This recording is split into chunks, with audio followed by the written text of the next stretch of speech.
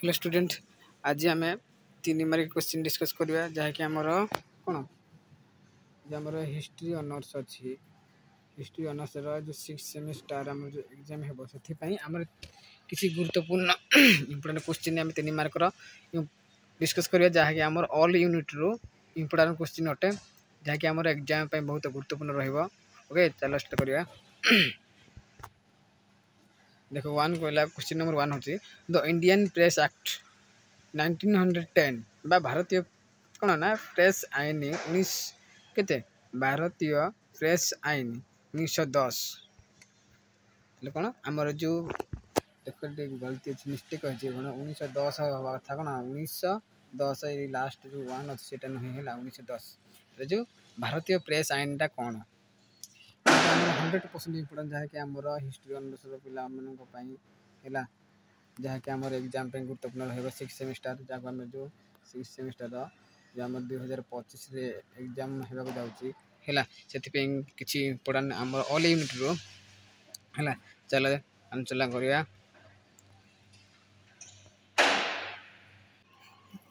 जो भारतीय प्रेस आईन 1910 इंग्रेज शासन द्वारा प्रेस उपर नियंत्रण आने प्रस्तावित होता जो 1910 देख जो 1910 प्रेस आईन होता प्रेस आईन के ना 1910 से 1910 प्रेस आईन रे कौन होगा ना जो इंग्रेज शासन इंग्रेज सरकार द्वारा प्रेस उपर इंग्रेज शासन द्वारा जो प्रेस था ये प्रेस उपर किसी नियंत्रण आने प्रस्तावित होता क्या द्वारा ना इंग्रेज शासन इंग्रेज सरकार द्वारा यह खबर कागज मानक कौन करता जो प्रेस आईन टा कौन जो प्रेस नियंत्रण आने प्रस्तावित होता ना प्रस्तावित होता यह खबर कागज मानक कौन एक सुरक्षा टंका जमा करने बाध्य करता एक खबर कागज मान जो मैंने खबर कागज लिखा से सुरक्षा करने टंका जमा करने बाध्य करता जदि से मैंने सरकार विरुद्ध किसी लिखते कि मैंने जो मैंने खबर कागज लिखते से मैंने सरकार विरुद्ध किसी लिखते तेज से टंका जबत कर दिज्व ना बोली ये प्रेस आईन में उल्लेखित होता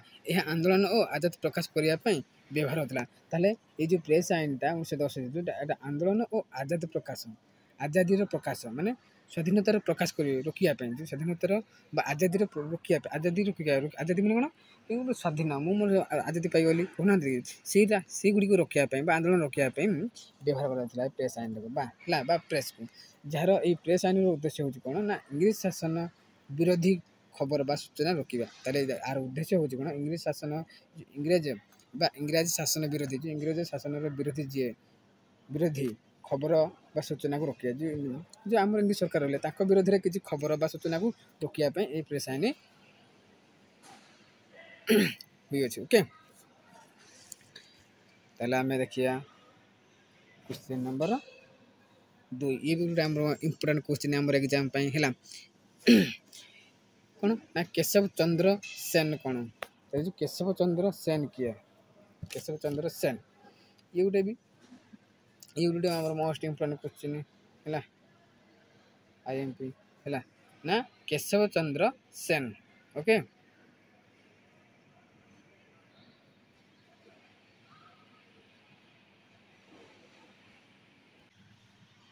ताले देखिए आम केशव चंद्र सेन विषय है देख ना केशव चंद्र सेन जो केशव चंद्र सेन देख जो आम केशव चंद्र सेन के ना 1838 मसीह जन्मग्रहण करते 1884 मसीह जन्मग्रहण कौन मृत्युवरण करते जो केशव चंद्र सेन आमर 1838 जन्मग्रहण कर 1884 से मृत्युवरण करते किए ना केशव चंद्र सेन किए ना केशव चंद्र सेन से 19 शताब्दी जड़े प्रमुख बंगाली संस्कारक केशव चंद्र सेन जन कौन 19 शताब्दी 19 शताब्दी जड़े बंगाली संस्कारक आ जड़े बुद्धिजीवी एवं कौन सामाजिक नेता थे किए आम केशव चंद्र सेन जी कि 1838 मसीह जन्मग्रहण करते 1884 मसीह मृत्युवरण करते 19 शताब्दी से जड़े कौन थे प्रमुख बंगाली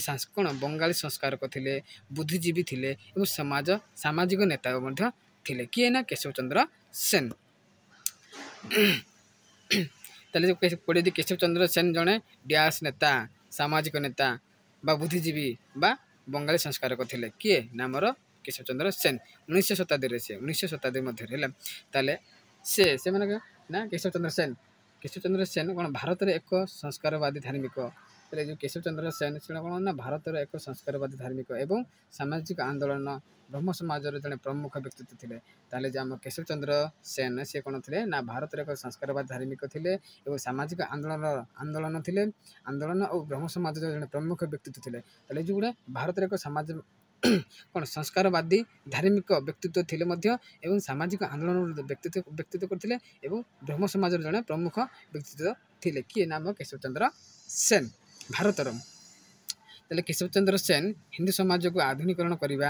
ତାହେଲେ କେଶବଚନ୍ଦ୍ର ସେନ କ'ଣ ଥିଲେ ନା ହିନ୍ଦୁ ଧର୍ମକୁ କ'ଣ ଥିଲେ ନା ଆଧୁନିକରଣ କରିଥିଲେ ଏବଂ ମହିଳା ଅଧିକାର ମଧ୍ୟ କରିଥିଲେ। ଆଉ ସାମାଜିକ ସମାନତା ଏବଂ ସତୀ ଯାହାକୁ ବିଧବାମାନଙ୍କୁ ପୋଡ଼ି ଦେବା ଯେଉଁ ଆମେ ସତୀଦାହ ପ୍ରଥା କୁହାଯାଏ ସେଇ ପ୍ରଥା ସବୁ ବିଲୋପ ପାଇଁ ଓକିଲାତି କରିଥିଲେ। ତାହେଲେ ଦେଖ କୋଶ୍ଚିନ୍ ପଡ଼ିଲା କୋଶ୍ଚିନ୍ ପଡ଼ିବ କେଶବଚନ୍ଦ୍ର ସେନ କେଉଁ ସବୁ ପ୍ରଥାର ବିଲୋପ ପାଇଁ ଓକିଲାତି କରିଥିଲେ? କେଉଁ ସବୁ ପ୍ରଥାର ନା ହିନ୍ଦୁ ସମାଜକୁ କ'ଣ ଆଧୁନିକରଣ କରିବା, ମହିଳା ଅଧିକାର କରିବା, ସାମାଜିକ ସମାନତା ଏବଂ ଯେଉଁ ବିଧବାମାନଙ୍କୁ ପୋଡ଼ି ଦେବା ଭଳି ପ୍ରଥାର ବିଲୋପ ପାଇଁ ସେ ଓକିଲାତି କରିଥିଲେ। କିଏ ଆମ କେଶବଚନ୍ଦ୍ର ସେନ। ଓକେ,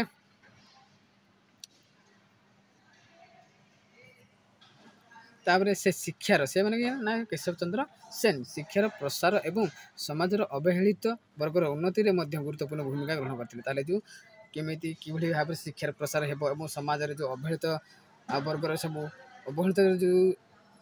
ଯେଉଁ କ'ଣ ଲୋକମାନେ ବସବାସ କରନ୍ତି ସେମାନେ କିଭଳି ଭାବରେ ଉନ୍ନତିରେ ଗୁରୁତ୍ୱପୂର୍ଣ୍ଣ ଉନ୍ନତି ହୋଇପାରେ ସେହି ମଧ୍ୟରେ ସେ କ'ଣ ଗୁରୁତ୍ୱପୂର୍ଣ୍ଣ ଭୂମିକା ଗ୍ରହଣ କରିଥିଲେ ହେଲା। ଓକେ, ଏବଂ ଉପନିବେଶବାଦ ସମୟରେ ସେନ ବା କେଶବଚନ୍ଦ୍ର ସେନ ଚିନ୍ତାଧାରା ଏବଂ କାର୍ଯ୍ୟ ଭାରତରେ ସାମାଜିକ ଏବଂ ଧାର୍ମିକ ସଂସ୍କାରରେ ଅବଦାନ ରଖିଥିଲା। ତାହେଲେ ଯେଉଁ ଆମର ଯେଉଁ କେଶବଚନ୍ଦ୍ର ସେନ ଯେଉଁ ଉପନିବେଶବାଦ ସମୟରେ ଯେତେବେଳେ ଉପନିବେଶବାଦ ହେଲା ସେତେବେଳେ ସେନ ବା କେଶବଚନ୍ଦ୍ର ସେନଙ୍କ ଚିନ୍ତାଧାରା ଏବଂ କାର୍ଯ୍ୟ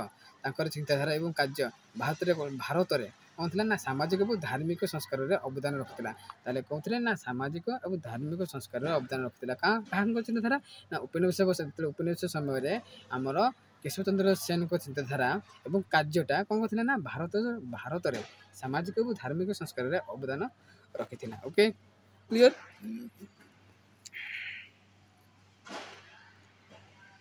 ତାପରେ ଆମେ କ'ଣ ସାବିତ୍ରୀବାଈ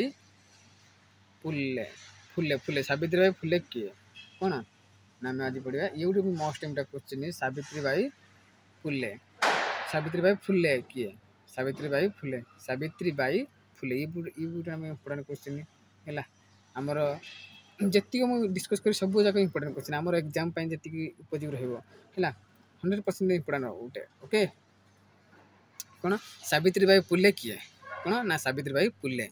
ଚାଲ ଡିସ୍କସ୍ କରିବା ସାବିତ୍ରୀବାଈ ଫୁଲେ କିଏ ହେଲା।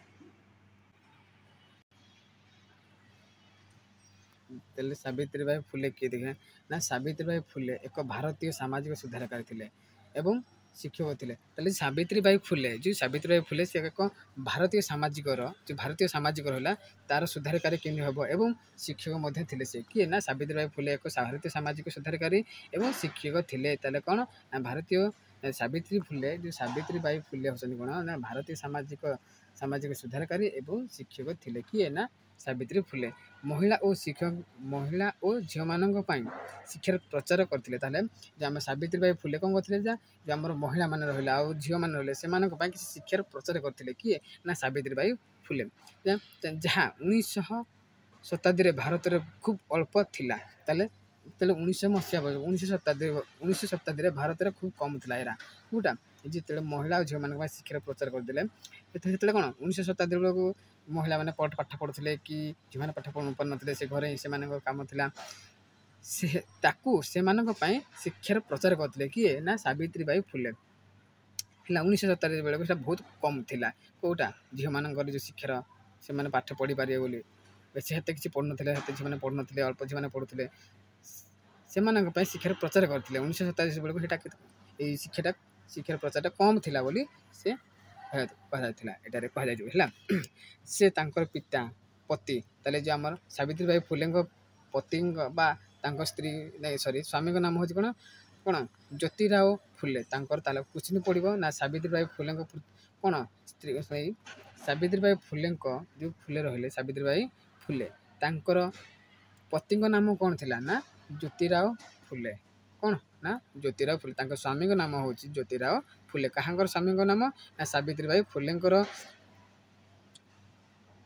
କ'ଣ ନା ସ୍ୱାମୀଙ୍କ ନାମ ହେଉଛି କ'ଣ ଜ୍ୟୋତିରାଓ ଫୁଲେ ସହ ମିଶି କ'ଣ କାଷ୍ଟ ବ୍ୟବସ୍ଥା ବିରୁଦ୍ଧରେ ଲଢ଼ାଇ କରିଥିଲେ। ତାହେଲେ ତାଙ୍କର ପତିଙ୍କ ସହିତ ତାଙ୍କର ପତି ଯିଏକି ତାଙ୍କର ସ୍ୱାମୀଙ୍କ ସହିତ ମିଶିକି କାଷ୍ଟ ବ୍ୟବସ୍ଥା ବିରୁଦ୍ଧରେ କ'ଣ କରୁଥିଲେ ନା ସେ ଲଢ଼ାଇ କରିଥିଲେ। କିଏ ନା ସାବିତ୍ରୀବାଇ ଫୁଲେ ତାଙ୍କର ସ୍ୱାମୀ ସ୍ତ୍ରୀ 2 ଜଣ ମିଶିକି ସାବିତ୍ରୀବାଇ ଫୁଲେ ଆଉ ତାଙ୍କର ସ୍ୱାମୀ ହେଉଛନ୍ତି କିଏ ନା ଜ୍ୟୋତିରାଓ ଫୁଲେ ତାଙ୍କ 2 ଜଣ ମିଶିକରି କାଷ୍ଟ ବ୍ୟବସ୍ଥା ବିରୁଦ୍ଧରେ କ'ଣ କରୁଥିଲେ ଲଢ଼ାଇ କରିଥିଲେ ଏବଂ ନିମ୍ନ ଜାତି ଓ ମହିଳାଙ୍କର ଅଧିକାର ବୃଦ୍ଧି କରିଥିଲେ ଏବଂ କ'ଣ କରିଥିଲେ ଲଢ଼ାଇ କରିଥିଲେ କାଷ୍ଟ ବ୍ୟବସ୍ଥା ବିରୁଦ୍ଧରେ ଲଢ଼ାଇ କରିଥିଲେ ଏବଂ କ'ଣ କରିଥିଲେ ନିମ୍ନ ଜାତି ରହିଲେ ତଳ ସ୍ତରର ଜାତିମାନେ ଯେଉଁମାନେ ରହିଥାନ୍ତି ସେମାନେ ଓ ମହିଳାମାନଙ୍କର ଅଧିକାର ବିରୁଦ୍ଧରେ ଅଧିକାର କେମିତି ବୃଦ୍ଧି ପାଇବ ବୃଦ୍ଧି କରିଥିଲେ। ତାହେଲେ ନିମ୍ନ ଜାତିର ବୃଦ୍ଧି କରିଥିଲେ ଏବଂ ମହିଳାମାନଙ୍କର ମଧ୍ୟ ଅଧିକାର ଯେଉଁ ରହିଲା ତାଙ୍କର ବୃଦ୍ଧି କରିଥିଲେ। କିଏ ନା ସାବିତ୍ରୀବାଇ ଫୁଲେ ଆଉ ତାଙ୍କ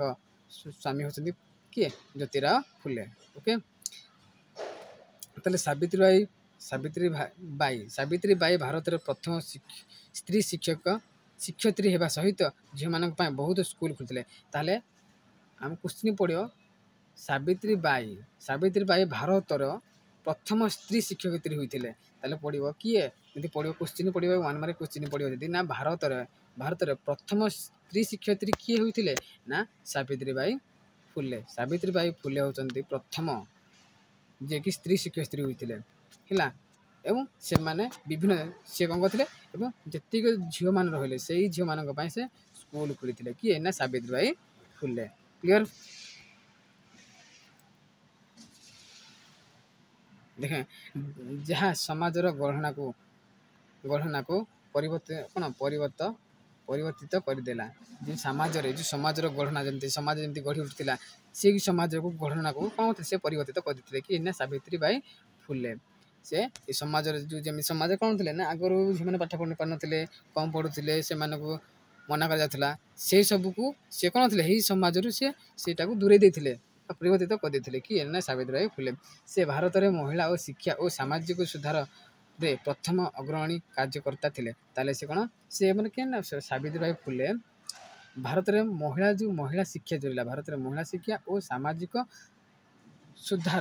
ସୁଧାରରେ ସେ ପ୍ରଥମ ଅଗ୍ରଣୀ କାର୍ଯ୍ୟକର୍ତ୍ତା ଥିଲେ। ତାହେଲେ ଯେଉଁ ପ୍ରଥମ କାର୍ଯ୍ୟକାରୀ ଅଗ୍ରଣୀତା ହେଉଛନ୍ତି ଯେଉଁ ଶିକ୍ଷାରେ ଆଉ ସାମାଜିକ ସୁଧାରରେ ଶିକ୍ଷାରେ ପରିବର୍ତ୍ତନ ଆଣିଥିଲେ ଏବଂ ସାମାଜିକ ସୁଧାରରେ ବି ପରିବର୍ତ୍ତନ ଆଣିଥିଲେ। ସେ ପ୍ରଥମ ମହିଳା ହେଉଛନ୍ତି କିଏ ଯିଏକି ସାବିତ୍ରୀବାଇ ଫୁଲେ ଭାରତର।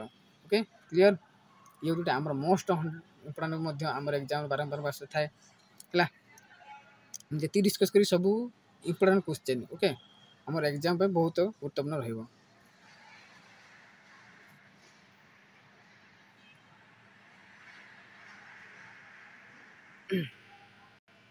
ତାହେଲେ ଆମେ 4 ନମ୍ବର ଗୋଟେ ପଢ଼ିବା ଫିରୋଜ ଶାହା ମେହେଟା କେତେ ମସିହା ଜନ୍ମ ହେଉଥିଲେ କେବେ ମୃତ୍ୟୁବରଣ କରିଥିଲେ ହେଲା। ତାହେଲେ ଆମେ ଇଏ ବି ହେଲା ତାହେଲେ ଆମେ ଗୋଟେ ଚାଲ ଡିସ୍କସ୍ କରିବା ନା କ'ଣ ଫିରୋଜ ଶାହା ମେହେଟା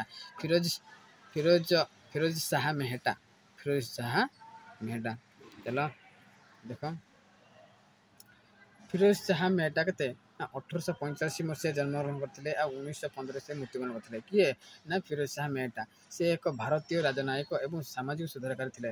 ତାହେଲେ ଯେ କ'ଣ ଫିରୋଜ ଶାହା ମେହେଟା କେତେ ନା ଏକ ଭାରତୀୟ ରାଜନୟିକ ଏବଂ ସାମାଜିକ ସୁଧାରକାରୀ ଥିଲେ। କିଏ ନା ଆମର ରାଜନୟିକ ଏବଂ ସାମାଜିକ ସୁଧାରକାରୀ କିଏ ଥିଲେ ନା ଫିରୋଜ ଶାହା ମେହେଟା। ସେମାନେ କ'ଣ ଫିରୋଜ ଶାହା ମେହେଟା ଭାରତୀୟ ଜାତୀୟ କଂଗ୍ରେସର ପ୍ରାରମ୍ଭିକ ନେତା ଥିଲେ। ତାହେଲେ ଯେଉଁ ଭାରତର ଜାତୀୟ କଂଗ୍ରେସ ରହିଲା ଭାରତୀୟ ଜାତୀୟ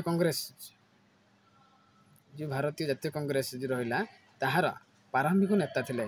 କିଏ ନା ଫିରୋଜ ଶାହା ମେହେଟା ଏବଂ ଭାରତର ସ୍ୱାଧୀନତା ପାଇଁ କାମ କରିଥିଲେ। ତାହେଲେ ସେ ଯେଉଁ ଆମ ଫିରୋଜ ଶାହା ମେହେଟା ସେ ଜଣେ ଭାରତୀୟ ଜାତୀୟ କଂଗ୍ରେସର ଜଣେ ନେତା ଥିଲେ ଏବଂ ସେ ଭାରତର ଯେଉଁ ସ୍ୱାଧୀନତା ପାଇଁ କିଛି କାମ କରିଥିଲେ। କିଏ ନା ଆମ ଫିରୋଜ ଶାହା ମେହେଟା। ତାହେଲେ ଯେଉଁ ବମ୍ବେର ସିଂହ କିଏ ତାହେଲେ ବମ୍ବେର ସିଂହ ଭାବେ ଜଣାଶୁଣା ହୋଇଥିଲେ। କିଏ ତାହେଲେ ଏବଂ ନାଗରିକ ଅଧିକାର ପାଇଁ ଲଢ଼େଇ କରିଥିଲେ ଏବଂ ନାଗରିକର ଯେଉଁ ଅଧିକାର ରହିଲା ବା ଆମମାନଙ୍କର ଯେଉଁ ଅଧିକାର ସେଥିପାଇଁ ସେ ଲଢ଼େଇ କରିଥିଲେ ନା କିଏ ନା ଫିରୋଜ ଶାହ ମେହେଟା। ହେଲେ କ୍ୱେଶ୍ଚିନ୍ ପଢ଼ିବ ଦେଖ most important 100% one mark question ପଡ଼ିବ ନା ବମ୍ବେର ସିଂହ ଭାବେ କିଏ ଜଣାଶୁଣା ପଡ଼ିବ କ୍ୱେଶ୍ଚିନ୍ ନା ବମ୍ବେର ସିଂହ ଭାବେ ଜଣାଶୁଣା କିଏ ନା ଫିରୋଜ ଶାହ ମେହେଟା। ତାହେଲେ ଏଇ ଫିରୋଜ ଶାହ ମେହେଟା ହେଉଛନ୍ତି ବମ୍ବେର ସିଂହ ଭାବେ ଜଣାଶୁଣା। Okay clear. ଏବଂ ସିଏ କ'ଣ କରିଥିଲେ ନାଗରିକ ଅଧିକାର ପାଇଁ ଲଢ଼େଇ କରିଥିଲେ ମଧ୍ୟ କିଏ ନା ଫିରୋଜ ଶାହ ମେହେଟା। ତାହେଲେ ଫିରୋଜ ଶାହ ମେହେଟା ବମ୍ବେର ଯାହାକି ବର୍ତ୍ତମାନ ନାମ ହେଉଛି ମୁମ୍ବାଇ କ'ଣ ପଡ଼ିବ କହୁଛନ୍ତି ନା ଫିରୋଜ ଶାହ ମେହେଟା କ'ଣ ମୁମ୍ବାଇରେ ଶିକ୍ଷା ସ୍ୱାସ୍ଥ୍ୟ ଓ ସରକାରୀ ବ୍ୟବସ୍ଥାରେ ଉନ୍ନତି କରିଥିଲେ। ତାହେଲେ ଯେଉଁ ଆମ ବମ୍ବେ ରହିଲା ଯାହାକୁ ଆମେ ମୁମ୍ବାଇ କହୁଛେ ଯେଉଁ ଏବେ ସେଇ ମୁମ୍ବାଇରେ କ'ଣ ଶିକ୍ଷା ସ୍ୱାସ୍ଥ୍ୟ ଓ ସରକାରୀ ବ୍ୟବସ୍ଥାରେ ଉନ୍ନତ କରିଥିଲେ କିଏ ନା ଆମ ଫିରୋଜ ଶାହ ମେହେଟା। ସେ କ'ଣ କରିଥିଲେ ଶିକ୍ଷା ସ୍ୱାସ୍ଥ୍ୟ ଓ ସରକାରୀ ବ୍ୟବସ୍ଥାରେ ସେ କ'ଣ କରିଥିଲେ ନା ଉନ୍ନତ କରିଥିଲେ କେଉଁଟାରେ ନା ବମ୍ବେରେ। ସେଥିପାଇଁ ତାଙ୍କୁ ବମ୍ବେର ସିଂହ ବୋଲି ଆମେ କହିଥାଉ। ସେ 1888ରେ ବମ୍ବେରେ ମ୍ୟୁନିସିପାଲ ଆଇନ ତିଆରି କରିଥିଲେ। ତାହେଲେ ଯେଉଁ 18 ପଡ଼ିବ ବମ୍ବେରେ ବା ମୁମ୍ବାଇରେ ସେ ମ୍ୟୁନିସିପାଲିଟି କେବେ ତିଆରି କରିଥିଲେ ମ୍ୟୁନିସିପାଲିଟି ଆଇନ କେବେ ତିଆରି କରିଥିଲେ ନା 1888ରେ ସେ ମ୍ୟୁନିସିପାଲ ଆଇନ ତିଆରି କରିଥିଲେ। ତିଆରିରେ ସାହାଯ୍ୟ କରିଥିଲେ ତିଆରି କରିବାରେ ସାହାଯ୍ୟ କରିଥିଲେ 1888ରେ ବମ୍ବେରେ ବା ଯାହାକି ଆମେ ମୁମ୍ବାଇ ଯେବେ କହୁଛେ ବର୍ତ୍ତମାନ।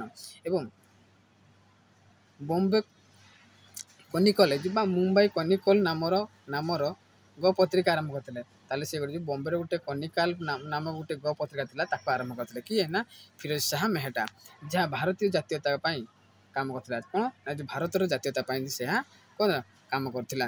ଏଇଟା ଯେଉଁ ଗ ପତ୍ରିକା ଆରମ୍ଭ କରିଥିଲେ କେତେ ବମ୍ବେର କ୍ରୋନିକଲ ନାମକ ଗୋଟେ ଗ ପତ୍ରିକା ଥିଲା ଯେ ସେଇଟା କ'ଣ କରିଥିଲା ଭାରତୀୟ ଜାତୀୟତା ପାଇଁ କ'ଣ ପାଇଁ ନା କାମ କରିଥିଲା। Okay clear.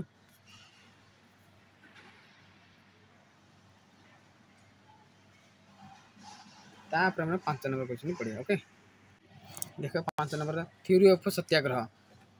ସତ୍ୟାଗ୍ରହ ତତ୍ତ୍ୱ କ'ଣ ହେଲା ସତ୍ୟାଗ୍ରହ ତାହେଲେ ନା ଏଇ ଗୋଟେ ମୋଷ୍ଟ ଇମ୍ପୋର୍ଟାଣ୍ଟ କ୍ୱେଶ୍ଚିନ୍ ହେଲା।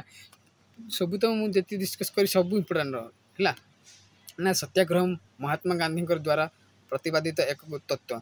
ସତ୍ୟାଗ୍ରହ ହେଉଛି କ'ଣ ନା ଯାହା ଯେଉଁ ମହାତ୍ମା ଗାନ୍ଧୀଙ୍କ ଦ୍ୱାରା ଉତ୍ପତ୍ତି କ'ଣ ହୋଇଥିଲା ନା ପ୍ରତିପାଦିତ ହୋଇଥିଲା ବା ଉତ୍ପନ୍ନ ହୋଇଥିଲା ମହାତ୍ମା ଗାନ୍ଧୀଙ୍କ ଦ୍ୱାରା ହିଁ ସେଇଟା ତିଆରି ହୋଇଥିଲା ବୋଲି ତାକୁ ଆମେ ଏକ ତତ୍ତ୍ୱ ବୋଲି କହୁଛେ ଏକ ତତ୍ତ୍ୱ ବୋଲି କୁହାଯାଏ। ମହାତ୍ମା ଗାନ୍ଧୀଙ୍କ ଦ୍ୱାରା ସତ୍ୟାଗ୍ରହ ହେଉଛି କ'ଣ ନା ମହାତ୍ମା ଗାନ୍ଧୀଙ୍କ ଦ୍ୱାରା ପ୍ରତିପାଦିତ ହୋଇଥିଲା ତାଙ୍କ ଦ୍ୱାରା ହିଁ ସେଇଟା ଉତ୍ପନ୍ନ ହୋଇଥିଲା। ସେଥିପାଇଁ ତାଙ୍କ ଦ୍ୱାରା ଏକ ତତ୍ତ୍ୱ ବୋଲି କହିପାରିବା ହେଲା। ଯାହାର ଅର୍ଥ ହେଉଛି ସତ୍ୟର ଶକ୍ତି। କ'ଣ ସତ୍ୟାଗ୍ରହ ଅର୍ଥ ହେଉଛି କ'ଣ ସତ୍ୟର ଶକ୍ତି କିମ୍ବା ଆତ୍ମାର ଶକ୍ତି ମଧ୍ୟ କହିଲେ ଅତ୍ୟୁକ୍ତି ହେବ ନାହିଁ। ତାହେଲେ ସତ୍ୟାଗ୍ରହର ଅର୍ଥ ହେଉଛି କ'ଣ ସତ୍ୟର ଶକ୍ତି ବା ଆତ୍ମାର ଶକ୍ତି ହେଲା। ଏହା ହିଂସା ବିନା ଅନ୍ୟାୟର ବିରୁଦ୍ଧରେ ଲଢ଼ିବାର ଏକ ଶାନ୍ତିପୂର୍ଣ୍ଣ ପଦ୍ଧତି। ତାହେଲେ ଏ ଯେଉଁ ସତ୍ୟାଗ୍ରହ ଗୋଟିଏ ହେଉଛି କ'ଣ ହିଂସା ବିନା ଅନ୍ୟାୟର ବିରୁଦ୍ଧରେ ହିଂସା ଯଦି ଯେଟା କରିବାନି ସେଟା ଆମର ଲଢ଼ିପାରିବାନି। ଯଦି ହିଂସା ଦ୍ୱାରା ହିଁ କ'ଣ ଥିଲେ ନା ଅନ୍ୟାୟର ବିରୁଦ୍ଧରେ ଲଢ଼ିଥିଲେ କିଏ ଏକ ଶାନ୍ତିପୂର୍ଣ୍ଣ ପଦ୍ଧତି ମାଧ୍ୟମରେ ସେ ଲଢ଼ିଥିଲେ କି ଆମର ମହାତ୍ମା ଗାନ୍ଧୀ। ସେଥିପାଇଁ ସତ୍ୟାଗ୍ରହ ନାମ ଗୋଟେ ସେ ଆନ୍ଦୋଳନ କରିଥିଲେ ହେଲା ଯାହାକୁ ମାନେ ସତ୍ୟର ଶକ୍ତି ବା ଆତ୍ମାର ଶକ୍ତି। ସେ ହିଂସା ମାଧ୍ୟମରେ ସେ ନ୍ୟାୟ ଆଣିଥିଲେ ବା ଲଢ଼ିଥିଲେ ଶାନ୍ତିପୂର୍ଣ୍ଣ ପଦ୍ଧତି ମାଧ୍ୟମରେ ସେ ଅନ୍ୟାୟକୁ ଲଢ଼ିଥିଲେ। ଓକେ ସେଥିପାଇଁ ସତ୍ୟାଗ୍ରହ କୁହାଯାଇଛି ହେଲା। ତାର ସତ୍ୟାଗ୍ରହର କିଛି ମୂଳ ଭିତ୍ତି ଗୁଡ଼ିକ ଦେଖିବା ଆମେ ହେଲା। ଦେଖ ପଏଣ୍ଟ ନମ୍ବର 1 ହେଲା ସତ୍ୟ ବା ସତ୍ୟ ମାନେ ସତ୍ୟାଗ୍ରହ କ'ଣ ସଦା ସତ୍ୟର ପାଖରେ ରହିବା। ସବୁବେଳେ ଆମେ ସତ୍ୟର କଥା କହିବା ସତ୍ୟର ପାଖରେ ରହିବା। ଦୁଇ ହେଉଛି କ'ଣ ଅହିଂସା କେବେ ମଧ୍ୟ ହିଂସା କରିବାକୁ ନାହିଁ। ଅହିଂସା ମାନେ କେବେ ମଧ୍ୟ ହିଂସା କରିବାକୁ ନାହିଁ ଅହିଂସା କରିବା ହେଲା। ତାପରେ 3 ସ୍ୱତନ୍ତ୍ର ପ୍ରତିଭାଗିତା ନିଜ ନୀତି ପାଇଁ ଦୁଃଖ ସହିବାକୁ ପ୍ରସ୍ତୁତ କରିବା। ନିଜର ନୀତି ଯେଉଁ ରହିଲା ତାହା ପାଇଁ କିଛି ଦୁଃଖ ସହିବାକୁ ପ୍ରସ୍ତୁତ କରିବା। ଓକେ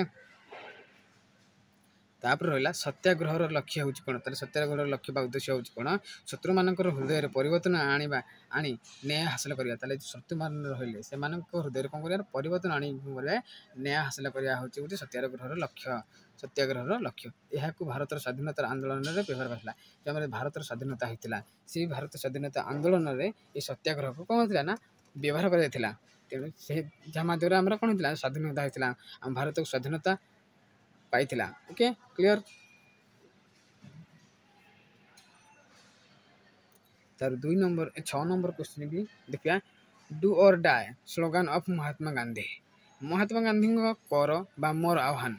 ଯେଉଁ ମହାତ୍ମା ଗାନ୍ଧୀ ଗୋଟେ କ'ଣ ସ୍ଲୋଗାନ ଦେଇଥିଲେ କର ବା ମର କହିଥିଲେ ତାହାର ଅର୍ଥ କ'ଣ ଦେଖିଲେ ଦେଖି ଚାଲ ଚେଷ୍ଟା କରିବା। ଏଇ ଗୋଟେ ମୋଷ୍ଟ ଇମ୍ପୋର୍ଟାଣ୍ଟ ହେଲା। ମହାତ୍ମା ଗାନ୍ଧୀ 1992 ମସିହା 8 ଅଗଷ୍ଟରେ ଭାରତ ଛାଡ଼ ଆନ୍ଦୋଳନ କରିଥିଲେ। ଆନ୍ଦୋଳନ ଦିନ କହିଲେ ତାହେଲେ କ୍ୱେଶ୍ଚିନ୍ ପଡ଼ିବ ଏଠି ଗୋଟେ ମୋଷ୍ଟ ଇମ୍ପୋର୍ଟାଣ୍ଟ। ମହାତ୍ମା ଗାନ୍ଧୀଙ୍କର ଭାରତ ଛାଡ଼ ଆନ୍ଦୋଳନ କେବେ ହୋଇଥିଲା? ଏକମାରେ କ୍ୱେଶ୍ଚିନ୍ ମନେ ରଖିଲେ ହେଲା। ମହାତ୍ମା ଗାନ୍ଧୀଙ୍କର ଏଇ ଭାରତ ଛାଡ଼ ଆନ୍ଦୋଳନ ଭାରତ ଛାଡ଼ ଆନ୍ଦୋଳନ କେବେ ହୋଇଥିଲା? କେତେ 1942 ମସିହା ଅକ୍ଟୋବର 8ରେ। ଅଗଷ୍ଟ କ'ଣ ଅଗଷ୍ଟ 1942 ମସିହା 1942 ଅଗଷ୍ଟ 8ରେ କ'ଣ ଥିଲା? ଭାରତ ଛାଡ଼ ଆନ୍ଦୋଳନ ହୋଇଥିଲା। ସେଇ ଭାରତ ଛାଡ଼ ଆନ୍ଦୋଳନରେ ସେ କହିଥିଲେ ଯେ କର ବା ମର ହେଲା। ଦେଖ ଏଠି ମୋଷ୍ଟ ଇମ୍ପୋର୍ଟାଣ୍ଟ କ୍ୱେଶ୍ଚିନ୍ ଗୋଟେ ହେଲା। ଆମର ଏକ୍ଜାମ୍ ପାଇଁ ବି ବହୁତ ଗୁରୁତ୍ୱପୂର୍ଣ୍ଣ ରହିବ। ଯେଉଁ ଆମର ଭାରତ ଛାଡ଼ ଆନ୍ଦୋଳନ 1942 ମସିହାରେ ହୋଇଥିଲା ଅଗଷ୍ଟ ମାସରେ, ସେଇ ଯେଉଁ ଭାରତ ଛାଡ଼ ଆନ୍ଦୋଳନ ସେ କରିଥିଲେ, ସେଇ ଭାରତ ଛାଡ଼ ଆନ୍ଦୋଳନ କେତେରେ ହୋଇଥିଲା? 1942 ମସିହା ଅଗଷ୍ଟ 8ରେ ହୋଇଥିଲା। ସେଇଦିନ ହିଁ ଏଇ ଭାରତ ଛାଡ଼ ଆନ୍ଦୋଳନରେ ସେ କହିଥିଲେ କର ବା ମର ଗୋଟେ ସ୍ଲୋଗାନ ଦେଇଥିଲେ। କର ବା ମର ବୋଲି ସେଇ ଭାରତ ଛାଡ଼ ଆନ୍ଦୋଳନରେ ଏହି କର ବା ମର କ'ଣ ସ୍ଲୋଗାନ କରିଥିଲେ ହେଲା, ଦେଇଥିଲେ ସେ ମହାତ୍ମା ଗାନ୍ଧୀ ହେଲା। କହିଥିଲେ ସେ ଏହାର ଅର୍ଥ ହେଉଛି ଦେଖ କ'ଣ ନା ଭାରତୀୟମାନେ ସ୍ୱାଧୀନତା ପାଇଁ ପୂର୍ଣ୍ଣ ଚେଷ୍ଟା କରିବା ଆବଶ୍ୟକ। ଯେତିକି ଭାରତୀୟମାନେ ରହିଲେ ତାଙ୍କର ସ୍ୱାଧୀନତା ପାଇଁ ବା ସ୍ୱାଧୀନତା ପାଇବା ପାଇଁ ପୂର୍ଣ୍ଣ ଚେଷ୍ଟା କରିବା ଆବଶ୍ୟକ। ଯଦି ସଫଳ ହେବାକୁ ନାଇଁ କଲେ, ଯଦି ସଫଳ ନ ହେଲା ତେବେ ଦେଶ ପାଇଁ ଜୀବନ ଦେବାକୁ ପ୍ରସ୍ତୁତ ହେବା ଆବଶ୍ୟକ। ସେଥିରେ ଯଦି ସଫଳ ନହେଲେ କି କ'ଣ ଦେଶ ପାଇଁ ଜୀବନ ଦେବାକୁ ପଡ଼ିବ ବୋଲି ପ୍ରସ୍ତୁତ ହେଇଯାଉ ବୋଲି ଆବଶ୍ୟକ ହୋଇଛି ବୋଲି କହୁଛନ୍ତି କି ମହାତ୍ମା ଗାନ୍ଧୀ। ଏହାର ଅର୍ଥ କର ୟା ମର। ସେଥିପାଇଁ ଏହାର ଅର୍ଥ ହେଉଛି ସେଇଆ କ'ଣ ନା ଭାରତର ସ୍ୱାଧୀନତା ପାଇବା ପାଇଁ ଚେଷ୍ଟା କରିବା ଆବଶ୍ୟକ। ଯଦି ସେଇ ମାଧ୍ୟମରେ ସେ ସଫଳ ନ ହେଲା, ଦେଶ ପାଇଁ ଆମେ ଜୀବନ ଦେବାକୁ ପ୍ରସ୍ତୁତ ହେବା ବୋଲି ସେ ଏହାର ଅର୍ଥ କର ବା ମରର ଅର୍ଥ। ଓକେ, ଏହା 1942 ମସିହା ଅଗଷ୍ଟ 8 ତାରିଖରେ ଭାରତ ଛାଡ଼ ଆନ୍ଦୋଳନରେ ଏହା କହିଥିଲେ। ଭାରତ ଛାଡ଼ ଆନ୍ଦୋଳନ 1942 ମସିହା ଅଗଷ୍ଟ 8 ମାସରେ ହୋଇଥିଲା ମହାତ୍ମା ଗାନ୍ଧୀଙ୍କର ହେଲା। ତାପରେ ତେବେ ଦେଶ ପାଇଁ ଜୀବନ ଦେବାକୁ ପ୍ରସ୍ତାବ ଆବଶ୍ୟକ ବୋଲି ସେ କହିଲେ। ଏହା ଏକ ଶାନ୍ତିପୂର୍ଣ୍ଣ ଆହ୍ୱାନ ଥିଲା। ତାହେଲେ ଏଇ ଯେଉଁ କର ବା ମର ଗୋଟେ ଶାନ୍ତିପୂର୍ଣ୍ଣ ଆହ୍ୱାନ ଥିଲା, ଯାହା ଭାରତୀୟମାନଙ୍କୁ ଲଢ଼ିବା ପାଇଁ ପ୍ରେରିତ କରିଥିଲା। ଏଇ ଯେଉଁ କର ବା ମର ଗୋଟେ ସ୍ଲୋଗାନ ଦେଇଥିଲେ ଯେ ଭାରତ ଛାଡ଼ ଆନ୍ଦୋଳନରେ, ଯାହାକି 1942 ମସିହା ଅଗଷ୍ଟ 8 ତାରିଖରେ ଯେଉଁ ଆମ ଭାରତ ଛାଡ଼ ଆନ୍ଦୋଳନ ହୋଇଥିଲା, ସେଇ ଭାରତ ଛାଡ଼ ଆନ୍ଦୋଳନରେ ଗୋଟେ ସ୍ଲୋଗାନ ଦେଇଥିଲେ ସେ କିଏ ମହାତ୍ମା ଗାନ୍ଧୀ, କର ବା ମର। ତାହାର ଅର୍ଥ ହେଉଛି ଯେ କ'ଣ ନା ଯେତିକି ଭାରତୀୟମାନେ ରହିଲେ ସେମାନଙ୍କ ସ୍ୱାଧୀନତା ପାଇଁ ପୂର୍ଣ୍ଣ ଚେଷ୍ଟା କର। ଯଦି ସେଥିରେ ଯଦି ସଫଳ ନ ହେବା ତାହେଲେ ଦେଶ ପାଇଁ ଜୀବନ ଦେବାକୁ ପଛାଇବାନି ବୋଲି ସେ କହିଛନ୍ତି। ଏବଂ ଏହା ଶାନ୍ତିପୂର୍ଣ୍ଣ ଆହ୍ୱାନ ଥିଲା, ଗୋଟେ ଶାନ୍ତିର ଆହ୍ୱାନ ଥିଲା, ଯାହାକି ଭାରତୀୟମାନଙ୍କର ଲଢ଼ିବା ପାଇଁ ଭାରତୀୟମାନେ ଇଂରେଜମାନଙ୍କ ବିରୁଦ୍ଧରେ ଲଢ଼ିବା ପାଇଁ ଯାହାକି ଲଢ଼ିବା ପାଇଁ ଗୋଟେ ପ୍ରେରିତ କରିଥିଲା ଏହି ଆନ୍ଦୋଳନଟା ବା କର ବା ମର ଗୋଟେ ଏଇ ସ୍ଲୋଗାନଟା କ'ଣ ଥିଲା ପ୍ରେରିତ କରିଥିଲା ଭାରତୀୟମାନଙ୍କୁ ଲଢ଼ିବା ପାଇଁ ଏଇ ସ୍ଲୋଗାନ ପ୍ରେରିତ କରିଥିଲା। Okay, clear?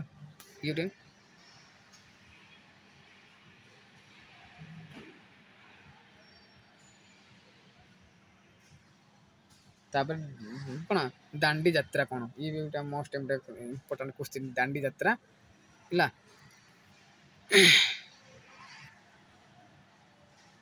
ଦାଣ୍ଡି ଯାତ୍ରା ଦେଖିବା କ୍ୱେଶ୍ଚିନ୍। ଦାଣ୍ଡି ଯାତ୍ରା କିମ୍ବା ଲୁଣ ସତ୍ୟାଗ୍ରହ। ଦାଣ୍ଡି ଯାତ୍ରାକୁ କହିବା କିମ୍ବା ଲୁଣ ସତ୍ୟାଗ୍ରହ ବି କହିପାରିବା ହେଲା। ଦାଣ୍ଡି ଯାତ୍ରା କିମ୍ବା ଲୁଣ ସତ୍ୟାଗ୍ରହ ମହାତ୍ମା ଗାନ୍ଧୀଙ୍କ ଦ୍ୱାରା 1930 ମସିହା 12 ମାର୍ଚ୍ଚରୁ 6 ଏପ୍ରିଲ ପର୍ଯ୍ୟନ୍ତ ଅନୁଷ୍ଠିତ ହୋଇଥିଲା। ତାହେଲେ ଏଇ ଯେଉଁ ଦାଣ୍ଡି ଯାତ୍ରାଟା କେବେ ଯାଏଁ ସୃଷ୍ଟି ହୋଇଥିଲା ନା ମହାତ୍ମା ଗାନ୍ଧୀଙ୍କର ସତ୍ୟାଗ୍ରହ ହେଲା କେବେ ନା 1930 ମସିହା 12 ମାର୍ଚ୍ଚରୁ ଏପ୍ରିଲ 6 ତାରିଖ ପର୍ଯ୍ୟନ୍ତ କ'ଣ ଦାଣ୍ଡି ଯାତ୍ରା ଅନୁଷ୍ଠିତ ହୋଇଥିଲା। ଏହା ଭାରତୀୟମାନେ ବ୍ରିଟିଶ ସରକାରଙ୍କୁ ଲୁଣ କର ବିରୋଧରେ ଅହିଂସାପୂର୍ଣ୍ଣ ଆନ୍ଦୋଳନ ଥିଲା। ତାହେଲେ ଯେଉଁ ଆମର ଏହା କ'ଣ କରିଥିଲା, ଏ ଯେଉଁ ଦାଣ୍ଡି ଯାତ୍ରା କ'ଣ ପାଇଁ କରାହେଇଥିଲା ନା ଭାରତୀୟମାନଙ୍କର ଯେଉଁ ବ୍ରିଟିଶ ସରକାରର ଲୁଣ ଯେଉଁ ରହିଲା, ସେଇ ଲୁଣର କର ବିରୁଦ୍ଧରେ ଯଦି ସେମାନେ ଲୁଣ ଖାଇବାକୁ ହେଲେ ବ୍ରିଟିଶମାନଙ୍କ ପାଖରେ ହିଁ କିଣିବେ, ସେମାନେ କର ଦେବାକୁ ପଡ଼ିବେ। ଏହି ଅହିଂସାପୂର୍ଣ୍ଣ ଆନ୍ଦୋଳନ ଥିଲା କାରଣ ଦାଣ୍ଡି ଯାତ୍ରାର। ତାର ମୁଖ୍ୟ ବିନ୍ଦୁ କ'ଣ ରହିଲା ବା ମୁଖ୍ୟ ଉଦ୍ଦେଶ୍ୟ କ'ଣ ରହିଲା ଦେଖିବା। କାରଣ ଦେଖିବା ଗୋଟେ ପଏଣ୍ଟ, କାରଣ ଇଂରେଜ ସରକାର ଲୁଣ ଉପରେ କର ଲଗାଇ ଦେଇଥିଲେ ଏବଂ ଭାରତୀୟମାନେ ନିଜେ ଲୁଣ ତିଆରି କରିପାରୁନଥିଲେ। କାହିଁକି ଦେଖ, ଏହାର କାରଣ କ'ଣ କହିଲା ନା ଯେଉଁ ଇଂରେଜମାନେ ରହିଲେ, ଇଂରେଜମାନେ କ'ଣ ଲୁଣ ଉପରେ ସେମାନେ କର ବସାଇ ଦେଇଥିଲେ, କର ବସାଇ ଦେଇଥିଲେ ହେଲା, ଯାହାକି ଭାରତୀୟମାନେ ନିଜେ ପାଇଁ ବା ନିଜ ପାଇଁ ଲୁଣ ତିଆରି କରିପାରୁନଥିଲେ। ସେଥିପାଇଁ ନା ସେମାନେ ଲୁଣ ମାରି ପାରୁନଥିଲେ। କ'ଣ ଯଦି ଲୁଣ ଉପରେ ସେମାନେ କର ବସାଇଥିଲେ, କର ଦେଇକି ହିଁ ସେମାନେ ଲୁଣ ମାରିପାରିବେ ବୋଲି ସେ ଇଂରେଜମାନଙ୍କ ଏଇ ଯେଉଁ ସତ୍ୟାଗ୍ରହ ଦାଣ୍ଡି ଯାତ୍ରାର ଉଦ୍ଦେଶ୍ୟ ହେଲା। ତାପରେ ନମ୍ବର 2 ଯାତ୍ରା ଆରମ୍ଭ ନା ଗାନ୍ଧୀ କିନ୍ତୁ ଯାତ୍ରା ଆରମ୍ଭ କରିଦେଲା ଗାନ୍ଧୀ ଓ ତାଙ୍କ 78 ସହଯୋଗୀ ସହମୀର୍ତ୍ତି ଆଶ୍ରମରୁ 240 ମାଇଲ ଯାତ୍ରା ଆରମ୍ଭ କରି ଦାଣ୍ଡି ଗ୍ରାମକୁ ପହଞ୍ଚିଥିଲେ। ତାହେଲେ ଯେଉଁ ଗାନ୍ଧୀ ଓ ତାଙ୍କର ଦେଖ ଗାନ୍ଧୀ ଓ ତାଙ୍କର ଯେଉଁ 78 ଜଣ ସହଯୋଗୀ ଥିଲେ, ଯାହାକି ସବମର୍ତ୍ତୀ ଆଶ୍ରମରୁ ଯାଏଁ କେତେ 240 ମାଇଲ ଯାତ୍ରା ଆରମ୍ଭ କରି ଦାଣ୍ଡି ଗ୍ରାମକୁ ସେ ପହଞ୍ଚିଥିଲେ। କିଏ ନା ମହାତ୍ମା ଗାନ୍ଧୀ ଯାତ୍ରା ତାଙ୍କର ଆରମ୍ଭ କରିଥିଲେ। ଦାଣ୍ଡି ଯାତ୍ରା ଯେତେବେଳେ ଆରମ୍ଭ କଲେ କେଉଁ ଯାଏଁ ଦାଣ୍ଡି ଯାତ୍ରା ଆରମ୍ଭ କରିଥିଲେ ନା ଗାନ୍ଧୀଜୀ ନା ତାଙ୍କର ଯେଉଁ 78 ସହଯୋଗୀ ସବମର୍ତ୍ତୀ ଆଶ୍ରମରୁ 240 ମାଇଲ ଯାତ୍ରା ଆରମ୍ଭ କରି ଦାଣ୍ଡି ଗ୍ରାମକୁ ପହଞ୍ଚିଥିଲେ କି ହେଲା। ତାପରେ 3 ନମ୍ବର ପଏଣ୍ଟ ପ୍ରତିକ୍ରିୟାତାର କ'ଣ ରହିଲା, ଦାଣ୍ଡିରେ ପହଞ୍ଚି ତାହେଲେ ସେ ଦାଣ୍ଡିରେ ପହଞ୍ଚାଇଲା ପରେ କ'ଣ ଗାନ୍ଧୀଜୀ ସମୁଦ୍ର ଜଳରୁ ଲୁଣ ତିଆରି କରି ବ୍ରିଟିଶ ଆଇନ ଭଙ୍ଗ କରିଥିଲେ। ତାହେଲେ ତାର ପ୍ରକ୍ରିୟା ଦ୍ୱାରା ଦାଣ୍ଡି ଯାତ୍ରା ଦ୍ୱାରା କ'ଣ ହେଲା ନା ଦାଣ୍ଡିରେ ପହଞ୍ଚିକି ଆମର ଗାନ୍ଧୀଜୀ ରହିଲେ ସମୁଦ୍ର ଜଳରୁ ଲୁଣ ତିଆରି କରିଥିଲେ, ଯାହାକି ଆମର ବ୍ରିଟିଶ ସରକାରକୁ କ'ଣ ଥିଲେ ନା ତାଙ୍କର ଆଇନଟା ଥିଲା ଯେଉଁ ଏହି ଆଇନକୁ ଭାଙ୍ଗି ଦେଇଥିଲେ। କିଏ ନା ଆମର Mahatma Gandhiji. Okay 4 number point ଫଳରେ କ'ଣ ହେଲା, ଏହି ଯାତ୍ରା ଭାରତୀୟମାନଙ୍କୁ ଶାନ୍ତିପୂର୍ଣ୍ଣ ଭାବେ ବ୍ରିଟିଶ ଆଇନର ବିରୋଧ କରିବା ପ୍ରେରିତ କରିଥିଲା। ତାହେଲେ ଏହି ଯାତ୍ରାଟା ଯେଉଁ ଆମ ଦାଣ୍ଡି ଯାତ୍ରାଟା କ'ଣ କହିଥିଲା, ଭାରତୀୟମାନଙ୍କୁ ଶାନ୍ତିପୂର୍ଣ୍ଣ ଭାବରେ କ'ଣ ବ୍ରିଟିଶ ଆଇନର ବିରୋଧ କରିବା ପ୍ରେରିତ କରିଥିଲା। ଓକେ ଦାଣ୍ଡି ଯାତ୍ରା ଏହା ଭାରତର ସ୍ୱାଧୀନତା ସଂଗ୍ରାମରେ ଏକ ମହତ୍ତ୍ୱପୂର୍ଣ୍ଣ ଘଟଣା। ଦାଣ୍ଡି ଯାତ୍ରା ହେଉଛି କ'ଣ ଭାରତୀୟ ସ୍ୱାଧୀନତା ପାଇଁ ଭାରତର ସ୍ୱାଧୀନତା ସଂଗ୍ରାମ ପାଇଁ ଏକ ମହତ୍ତ୍ୱପୂର୍ଣ୍ଣ ଘଟଣା ଥିଲା। ଦାଣ୍ଡି ଯାତ୍ରା ଗୋଟେ ଘଟଣା ବୋଲି ଆମେ କହିପାରିବା। କାହାର ନା ଭାରତର ସ୍ୱାଧୀନତା ସଂଗ୍ରାମର ଏକ ମହତ୍ତ୍ୱପୂର୍ଣ୍ଣ ଘଟଣା ବୋଲି କୁହାଯାଉଥିଲା। Okay clear.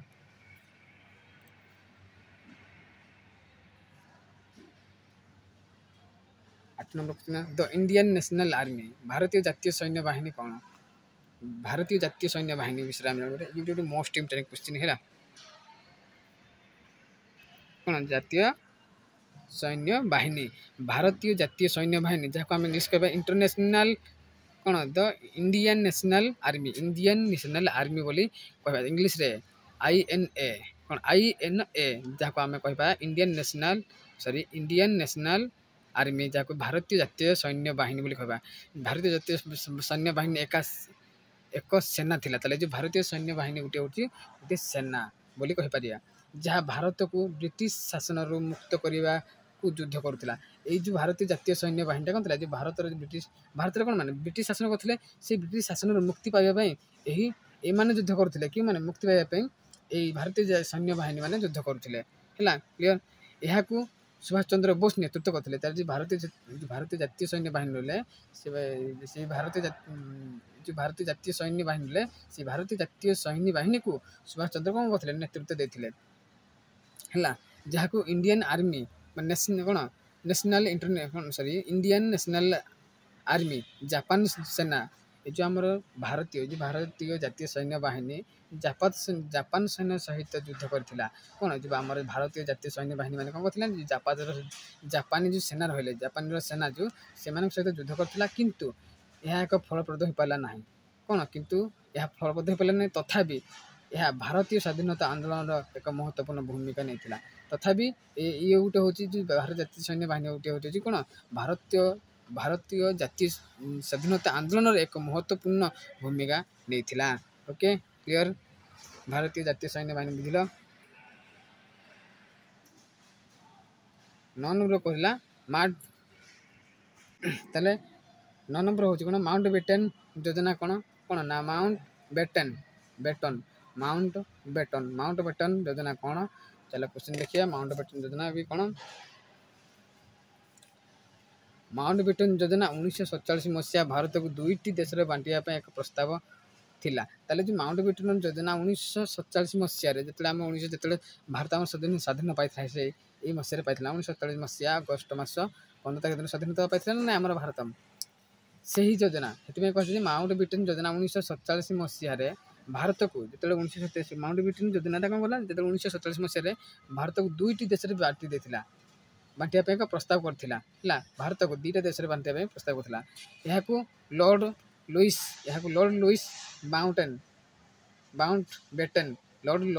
ମାଉଣ୍ଟବେଟେନ୍ ଭାରତର ଶେଷ ବ୍ରିଟିଶ ଉଚ୍ଚ ଅଧିକାରୀ ପ୍ରସ୍ତାବିତ କରିଥିଲା ହେଲା। 1947 ମସିହାରେ ଭାରତକୁ 2ଟି ଶ୍ରେଣୀରେ ବା 2ଟି ଦେଶରେ ବାଣ୍ଟିବା ପାଇଁ ଏକ ପ୍ରସ୍ତାବ ଥିଲା। ଏହାକୁ ଲର୍ଡ ଲୁଇସ୍ ମାଉଣ୍ଟବେଟେନ୍ ଭାରତର ଶେଷ ବ୍ରିଟିଶ ଉଚ୍ଚ ଅଧିକାରୀ ପ୍ରସ୍ତାବିତ କରିଥିଲେ। Okay, clear. ଏହି ଯୋଜନା ଅନୁସାରେ ତାହେଲେ ଯେଉଁ ମାଉଣ୍ଟବେଟେନ୍ ଯୋଜନା ଅନୁସାରେ କିଛି ପଏଣ୍ଟ ଦେଖିବା ଆମେ। ଦେଖ, ଭାରତ ହିନ୍ଦୁ ଧର୍ମୀୟ ଦେଶ ହେବ। ଏବଂ ପାକିସ୍ତାନ ମୁସଲମାନ ଧର୍ମୀୟ ଦେଶ ହେବ। 2ଟା ଦେଶ ହେଇପାରିବ। 2ଟା ଦେଶରେ ଭାଗ କରିଥିଲେ ନା ମାଉଣ୍ଟବେଟେନ୍ 1947 ମସିହାରେ। ସେଇଟା କ'ଣ, ଗୋଟେ ହିନ୍ଦୁ ଧର୍ମୀୟ ଦେଶ ହେବ ଆଉ ପାକିସ୍ତାନ ମୁସଲମାନ ଦେଶ ହେବ ମଧ୍ୟ କରିଥିଲେ। ମୁସଲମାନ ଧର୍ମୀୟ ଦେଶ ଯାହାକୁ ଆମେ କହିବା ପାକିସ୍ତାନରେ ରହୁଛନ୍ତି, ଆଉ ହିନ୍ଦୁ ଧର୍ମୀୟ ମାନେ ଦେଶ ହେଉଛି ଭାରତ ବୋଲି, ଏଇ 2ଟି ଦେଶରେ ବିଭକ୍ତ ବୋଲି ବାଣ୍ଟି ଦିଆଯିବ ବୋଲି କହିଥିଲେ ହେଲା। ନମ୍ବର ପଏଣ୍ଟ 2, ପଞ୍ଜାବ ଏବଂ ବଙ୍ଗଳା ଜିଲ୍ଲା 2ଟି ଦେଶରେ ବାଣ୍ଟାଯିବ। ହେଲେ ପଞ୍ଜାବ ଏବଂ ବଙ୍ଗଳା ଜିଲ୍ଲା, ଏଇ 2ଟା ଜିଲ୍ଲାକୁ 2ଟି ଦେଶ ମଧ୍ୟରେ ବାଣ୍ଟିଯିବ। ଏଇ ଯେଉଁ ପଞ୍ଜାବ ଗୋଟେ ରହିଲା ଆଉ ଗୋଟେ ବାଂଲାଦେଶ ବଙ୍ଗଳା ବୋଲି ଗୋଟେ ରହିଲା, ବଙ୍ଗଳା ବା ବାଙ୍ଗାଲା, ସେଇ ଗୋଟେ ପଞ୍ଜାବ ଗୋଟେ ଜିଲ୍ଲା, ଏ ଗୋଟେ ଜିଲ୍ଲା। ଏହି ଜିଲ୍ଲାକୁ ଭାରତ ଆଉ ପାକିସ୍ତାନ ମଧ୍ୟରେ ବାଣ୍ଟାଯିବ, ଯେଉଁଥିରେ ପ୍ରତିଟି ଦେଶରେ ଧର୍ମ ପ୍ରମୁଖତା ଅନୁସାରେ ବିଭାଜନ ହେବ। ସେଇ 2ଟା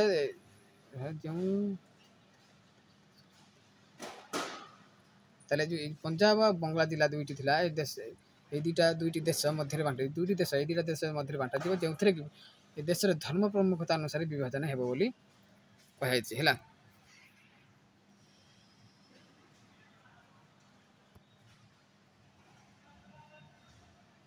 ତାର 3 ନମ୍ବର, ଛୋଟ ରାଜ୍ୟଗୁଡ଼ିକୁ ଭାରତ କିମ୍ବା ପାକିସ୍ତାନ କିମ୍ବା ସ୍ୱତନ୍ତ୍ର ରହିବାକୁ ଚୟନ କରିପାରିବେ।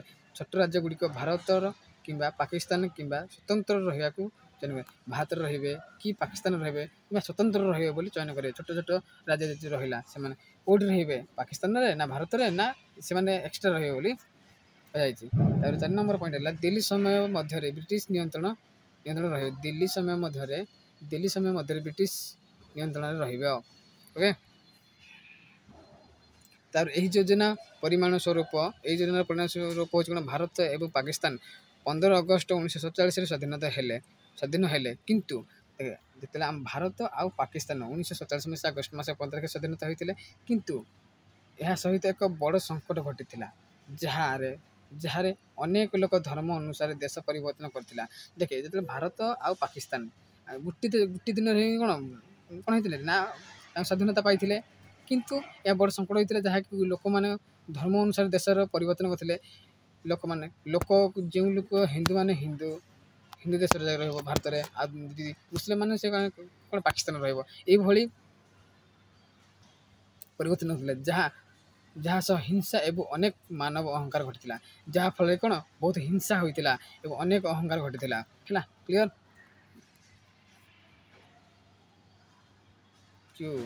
10 ନମ୍ବର, ଲର୍ଡ ଲିନ୍ଲିଥଗୋ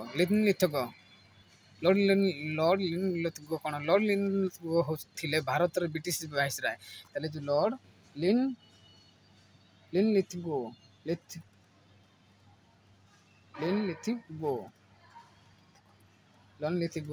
କ'ଣ ଥିଲେ, ଭାରତର ବ୍ରିଟିଶ ଭାଇସରାୟ, ଯିଏ 1936ରୁ 1943 ପର୍ଯ୍ୟନ୍ତ ପଦବୀରେ କାମ କରିଥିଲେ। ତାହେଲେ କେତେରୁ କେତେ, 1936ରୁ 1943 ପର୍ଯ୍ୟନ୍ତ ସେ କାମ କରିଥିଲେ। କିଏ, ଲର୍ଡ ଲିନ୍ଲିଥଗୋ ହେଲା।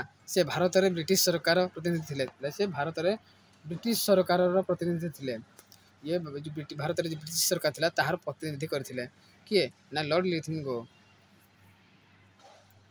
ତାଙ୍କ ସମୟରେ ଭାରତର ଗାନ୍ଧୀଙ୍କର କ'ଣ କ୍ୱିଟ୍ ଇଣ୍ଡିଆ ଆନ୍ଦୋଳନ ଆରମ୍ଭ ହୋଇଥିଲା, ଯେଉଁଥିରେ ଭାରତୀୟ ନେତାମାନେ ସ୍ୱାଧୀନତା ପାଇଁ ଆବାଜ ଉଠାଇଥିଲେ। ଦେଖେ, ତାଙ୍କ ସମୟରେ ମାନେ କ'ଣ, ଲର୍ଡ ଲିନ୍ଲିଥଗୋ ଭାରତରେ ମହାତ୍ମା ଗାନ୍ଧୀଙ୍କର କ୍ୱିଟ୍ ଇଣ୍ଡିଆ ଆନ୍ଦୋଳନ ଆରମ୍ଭ ହୋଇଥିଲା। କ୍ୱିଟ୍ ଇଣ୍ଡିଆ ଗୋଟେ ଆନ୍ଦୋଳନ ଆରମ୍ଭ ହୋଇଥିଲା, ଯେଉଁଥିରେ କି ଭାରତୀୟ ନେତାମାନେ କ'ଣ କରିଥିଲେ, ସ୍ୱାଧୀନତା ପାଇବା ପାଇଁ ଆବାଜ ଦେଇଥିଲେ ବା ସ୍ୱର ଉତ୍ତୋଳନ କରୁଥିଲେ। ତାଙ୍କ ସ୍ୱାଧୀନତା ପାଇଁ ସେମାନେ କ'ଣ କରୁଥିଲେ, ସ୍ୱର ଉତ୍ତୋଳନ କରୁଥିଲେ। ଲର୍ଡ ଲିନେଥ୍ ଗୋ ଭାରତୀୟ ସ୍ୱାଧୀନତା ଆନ୍ଦୋଳନର ବିରୋଧ କରିଥିଲେ। ତାହେଲେ ଲର୍ଡ଼ ଲିନେଥ୍ ଗୋ କ'ଣ କରିଥିଲେ, ଯେଉଁ ଭାରତୀୟ ସ୍ୱାଧୀନତା ରହିଲା ସେ ଭାରତୀୟ ସ୍ୱାଧୀନତା ଆନ୍ଦୋଳନକୁ ବିରୋଧ କରିଥିଲେ ଏବଂ ତାଙ୍କର କିଛି ପ୍ରତିନିଧିତ୍ୱ ନୀତି ସାଧାରଣ ଭାରତୀୟ ଲୋକଙ୍କର ଆକ୍ରୋଶ ଦ୍ୱାରା ମୁକାବିଲା ହୋଇଥିଲା। Okay, clear. ଏତିକି ହେଉଛି ଆମର ମୋଷ୍ଟ ଇମ୍ପୋର୍ଟାଣ୍ଟ କ୍ୱେଶ୍ଚିନ୍, ଆମର ଯାହାକି ଆମର 2025ରେ ଏକ୍ଜାମ୍ ହେବ ହିଷ୍ଟ୍ରି ଅନର୍ସ ପିଲାଙ୍କର 6th ସେମିଷ୍ଟାର ହେଲା। ଏଇସବୁ କ୍ୱେଶ୍ଚିନ୍ ବହୁତ ଇମ୍ପୋର୍ଟାଣ୍ଟ ରହିବ। Okay, clear.